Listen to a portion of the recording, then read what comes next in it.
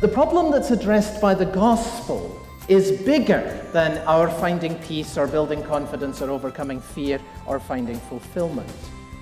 If the problems were just internal to us, then we might find an answer from a scientist or a psychologist or a chemist or maybe even a theologian or perhaps best a friend or a spouse.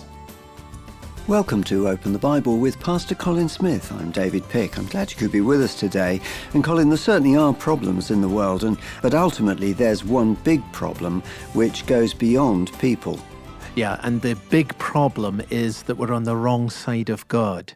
And it's very easy to miss that. You know, life is difficult, and so I'm struggling with one thing and another, the family, and just trying to make ends meet and all the rest of it. It's easy to think that these are the real issues and that that's all that I need help with, and actually to miss the big eternal issue. Where do I stand in relation to God? What is that going to mean in regards to all eternity? And the Bible speaks to us about this. What it means to be on the wrong side of God is disastrous. And for many people, that's a foreign concept. Doesn't God love me? Doesn't he love everyone? God loves us in that he sent his Son in order that we should not perish. That's what John 3:16 says. That makes clear that there is a problem, that perishing is on the horizon. And in order not to perish, I have to believe on the Son of God, which means I have to come into a living relationship with him.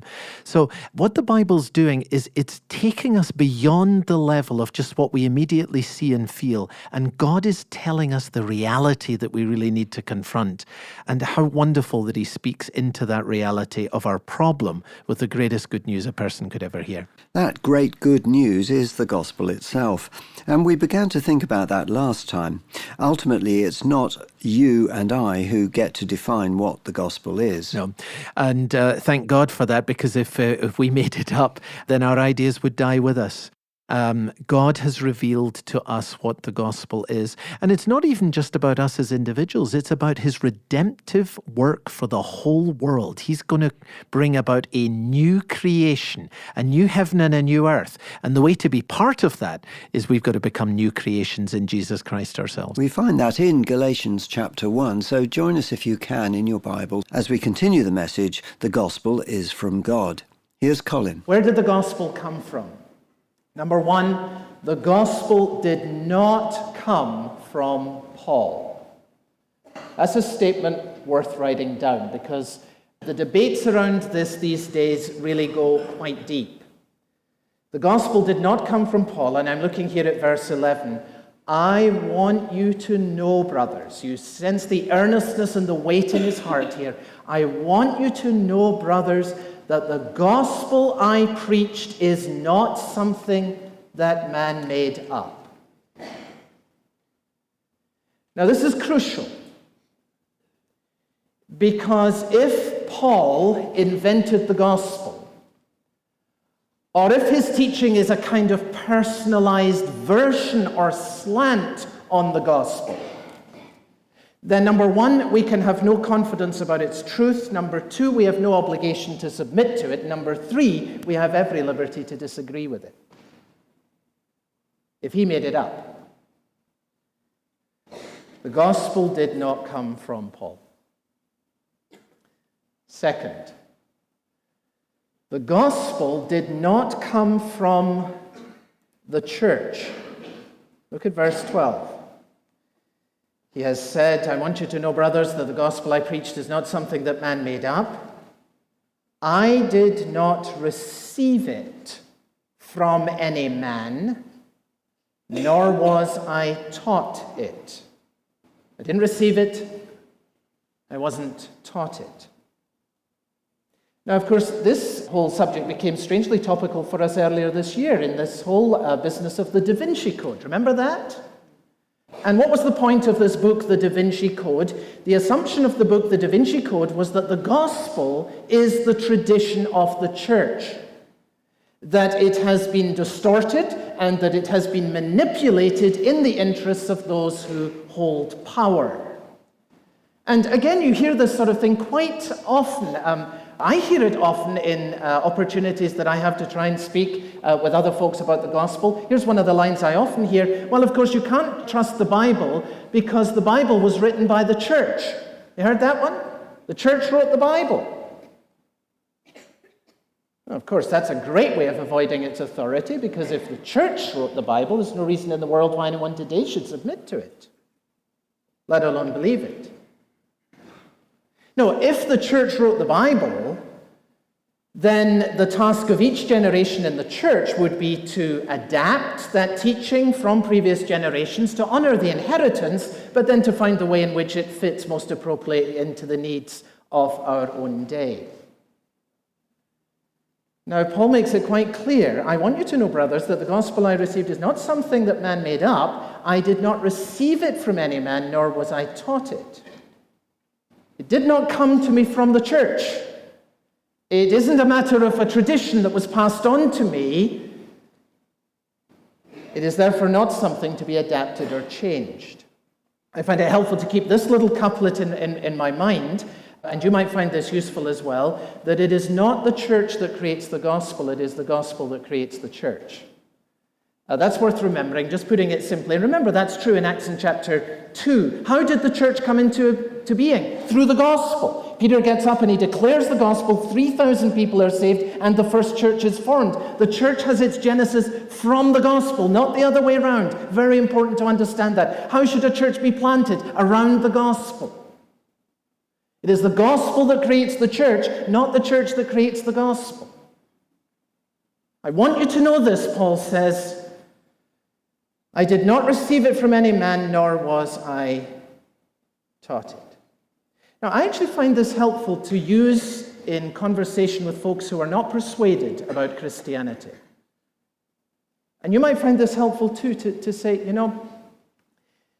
if I thought that this was just Paul's view, I wouldn't feel bound to believe it for 1 minute. And if I thought that this was just the tradition of the church and that it had been manipulated down through the centuries, I wouldn't find any reason to submit myself to it at all. I'm much too independent a thinker for that. And the reason why I felt compelled to take this seriously is that the claim of the gospel is that it does not come simply from the genesis of some human author or from some institutional tradition, but that it comes from the highest authority, Jesus Christ. And that is why it is worthy of your serious consideration. Because if it were actually true that it came from him, that's a whole different thing. Now notice that Paul states this absolutely clearly. Verse 12, want you to know, brothers, the gospel I received is not something that man made up. I did not receive it from any man, nor was I taught it. Rather, I received it by revelation from Jesus Christ. In other words, the gospel came from the highest authority. Paul's gospel came to him, he says, directly by revelation from Jesus Christ. The apostles made no mistakes in what they were given to say by Christ. They made no error in the revelation they received and recorded for us in the Scripture. Now, it's important to be clear here, by the way.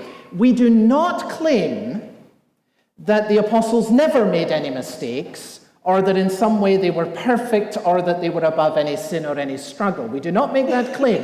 The apostles would not have claimed that themselves. In fact, we'll see next week in Galatians Chapter 2, there was a very important point in the New Testament story where Paul opposed Peter face to face because he said Peter was to blame. There was an issue in which Peter acted inconsistently with his own message, and Paul called him on it. And Paul himself speaks so clearly about his own inner struggles in the book of Romans in chapter 7. So we do not claim some kind of perfection for the apostles. What we do claim is that their message was not their own, but that they received it by revelation from Jesus Christ, and that in that revelation that was given by Jesus Christ and recorded by them, they made no mistakes, because it came from him. I received it by revelation from Jesus Christ. So we can confidently affirm on this basis that the message of Paul is the message of Jesus. For I received it by revelation from Jesus Christ. That is what he is saying. Many disagree with that today, but that is what he is saying. And it is there that we take our stand. Now, I want us to see how important this is. See, if our problem was simply internal to us, then human traditions or even a message that was humanly created might be of some value. But the problem that's addressed by the gospel is bigger than our finding peace or building confidence or overcoming fear or finding fulfillment. If the problems were just internal to us, then we might find an answer from a scientist or a psychologist or a chemist or maybe even a theologian or perhaps best a friend or a spouse. But the problem addressed by the gospel is that the planet is under the wrath of God. That's why a message that was invented by some man called Paul would be of no use, or a tradition that was created by the institution of the church would be of no value, because it would still leave us with the problem that is beyond ourselves, that the planet is under the judgment of God. And of course, that is the point of Paul's extraordinary language, which I'm sure you noticed in verses 8 and 9, where he says, even if we or an angel from heaven should preach a gospel other than the one we preach to you, let him be eternally condemned. And then he repeats it. He includes himself. Even if I was preaching something else, if there was some other message that I made up, I'd be under the curse. Because there's no other way out from under the curse of God except that which comes from God. If our problem is with God, then the only solution is a message that clearly comes from God. And that is why the gospel is good news. It is from Jesus Christ. It comes from the highest authority, and therefore we can stake our life and our eternity on it. You're listening to Open the Bible with Pastor Colin Smith and a message called The Gospel is from God. It's part of our series, Grasping the Gospel. And if you've missed any of the series, catch up or go back and listen again online at our website, openthebible.org.uk, or find us as a podcast. And those are available on all the main podcast sites. Search for Open the Bible UK and subscribe to receive regular updates. Back to our message now. We're in Galatians and Chapter 1. Here's Colin. October 1963. Some of you remember. The world was on the brink of nuclear war. The Soviet Union had introduced nuclear missiles into Cuba. President Kennedy had responded with a shipping blockade, and for 13 days the world held its breath in a crisis unparalleled before or since. At the height of the crisis, there were several meetings between a man called Alexander Fomin, who was the top Russian intelligence officer in Washington, and a man called John Scali, who was a diplomatic reporter for ABC News. And Fomin proposed to Scali, on behalf of the Russian government, that the Russians would remove missiles from Cuba in return for an American pledge not to invade. And Scali, of course, was then trusted with communicating this to the White House, was immediately ushered in to a direct hearing with President Kennedy. And Pierre Salinger, in his fascinating book, records the story. Fomin's proposal to Scali, he says, was an acceptable basis for settlement of the crisis, and Scali was instructed by the president to convey that message to the Russian, but without attributing it to JFK. Then Salinger quotes Scali's memo coming back to the president. Imagine the drama of this. At 7:35 p.m., October 26th, I met Fomin in the Statler Hotel lobby as per his suggestion, and we went to the coffee shop in the hotel to talk. Can you imagine the fate of the world, in one sense, hanging around this conversation in a coffee shop? I told him I had reason to believe that the United States government sees real possibilities in this, that is the proposal. He listened very attentively and then asked whether my information came from high sources. I told him the information came from the highest sources in the United States government. He asked a second time if I were absolutely sure it came from the highest sources. I reiterated this a second time. He said that if the information did not come from the highest sources, you get his point, and he reported it, he would be made to look like a fool at a very critical time, probably worse. I replied that I would be the most irresponsible man in the world if I lied about something as important at this very critical time. Now, the gospel is about peace with God, power for life, and the eternal destiny of all men and all women. It has to come from the highest authority, or we have no business airing our own opinions on such critical issues as these, right? That's what the apostle is saying. Now look, you can hang your life on this because it doesn't come from me. It's not a tradition of the church. It came by revelation from Jesus Christ. You can stake your life upon it.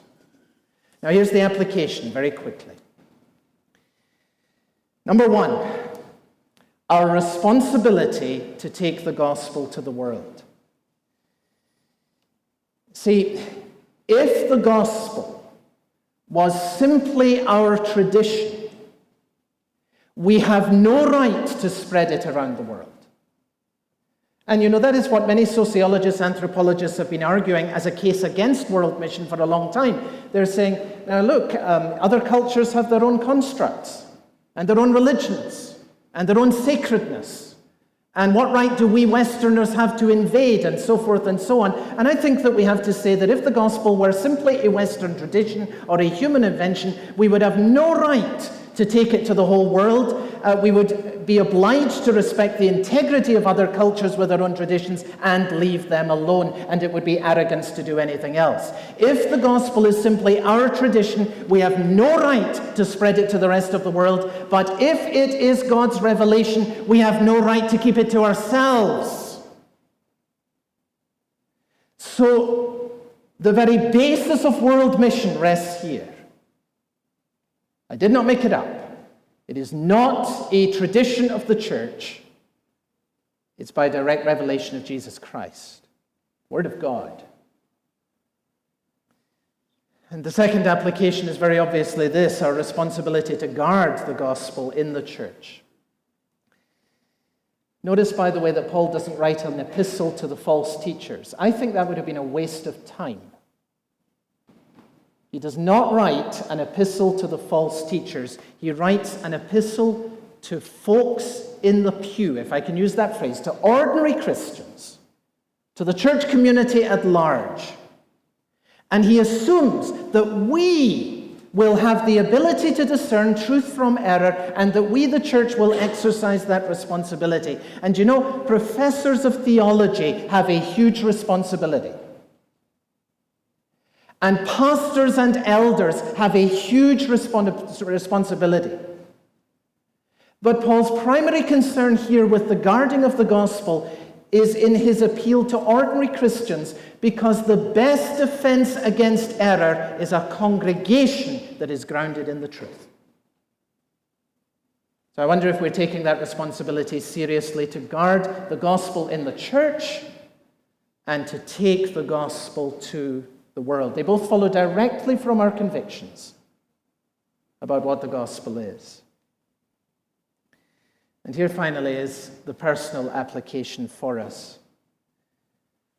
Maybe that someone in the congregation this morning, you're somewhat at a distance from these things. You haven't found a place to land on them yet. The application of this to you is clear. You cannot bring yourself into a relationship with God. There's nothing that you can come up with, that you can invent. No experience or discipline or generosity or integrity or compassion or good works of yours that come from you are going to resolve the problem with God. It's futile. You can't bring yourself into a relationship with God, and the church can't bring you into a relationship with God. Church can teach you the Bible. Church can offer you friendship, support, encouragement, and love, but the church cannot bring you into a living relationship with God. I have a friend who was reminding me recently of his story, an older man now, and he said, I was brought up in church. I was on committees, I tithed, I read the Bible, but I was in my mid-40s before I realized I did not know God. And it was a crisis in his marriage that brought him to that conclusion. Churchman all his life. Generous, kind, good. Committed. The church cannot bring you into a relationship with the living God. Jesus Christ is able to bring you into a living relationship with God, and it is for this reason that he came into the world, gave his life for you, and he can live his life in you. And so if you come to the place today where you're saying, I see it now, nothing that I have done has brought me into a relationship with God, and nothing the church can do will bring me into a relationship with God, but maybe you'll come to the place today of saying, but I believe that Jesus Christ could bring me into a relationship with God. Now you are on the very threshold of the way of salvation. A reminder there that we can't bring ourselves into a living relationship with God, and the church can't do that either. It's only Jesus Christ who can bring us into that living relationship with God. And if you've already come into that relationship, I'm sure today's message is an encouragement. But maybe as you listen, you realize that it's a lack in your life and that you don't have that kind of relationship with God, but you'd like to. If that's true of you, then I hope you'll take the time to go and find a Christian friend or family member and talk to them about beginning a relationship with God through Jesus Christ. Or go along to a local Christian fellowship. Talk to the pastor there, talk to members of that fellowship, and I'm sure they'll be very ready to answer your questions and to talk to you about their experience of having a relationship with God through Jesus. Our message today was The Gospel is from God, and it's part of our series, Grasping the Gospel. If you ever miss one of the series or want to go back and listen again, you can do that by coming online to our website, openthebible.org.uk. Also on our website is Open the Bible Daily. That's a series of short 2 to 3 minute daily reflections based on Pastor Colin's teaching and read in the UK by Sue McLeish. There's a new one every day, and you can find it on our website, openthebible.org.uk. Open the Bible is supported by our listeners financially. We do depend on people like you to keep Pastor Colin Smith's messages on the radio and online. So if you already support us in that way, thank you very much. If that's something you're considering starting to do this month, if you're able to set up a new direct debit of £5 per month or more, or a one-off gift of £50 or more, we'd love to say thank you by sending you Pilgrim's Progress, John Bunyan's classic allegory about the Christian life, which so many have enjoyed and benefited greatly from reading. Along with the book, we'll send you a specially printed Open the Bible bookmark and an Open the Bible pen. Colin, I've heard that this is one of your favourite books. It absolutely is. In fact, if I was stranded on a desert island and I was only allowed to take one book apart from the Bible, of course, then my choice would definitely be John Bunyan's Pilgrim's Progress. Here's why. If you've got one book besides the Bible, you would want to have something that was enjoyable, compelling. You'd want to have something that you would keep coming back to, and you'd want to have something that did you lasting good. And John Bunyan's Pilgrim's Progress has fulfilled all of these things in my life. It really is a treasured book, and I'm absolutely delighted that we are able to offer this month John Bunyan's Pilgrim's Progress. It is a book that you will treasure, and every Christian home ought to have a copy. So we'd love to send you a copy of Pilgrim's Progress to say thank you for setting up a new direct debit in the amount of £5 per month or more, or a one-off gift of £50 or more this month in support of Open the Bible. Full terms and conditions are on our website. That's at openthebible.org.uk. For Open the Bible and for Pastor Colin Smith, I'm David Pick, and I hope you'll be able to join us again very soon.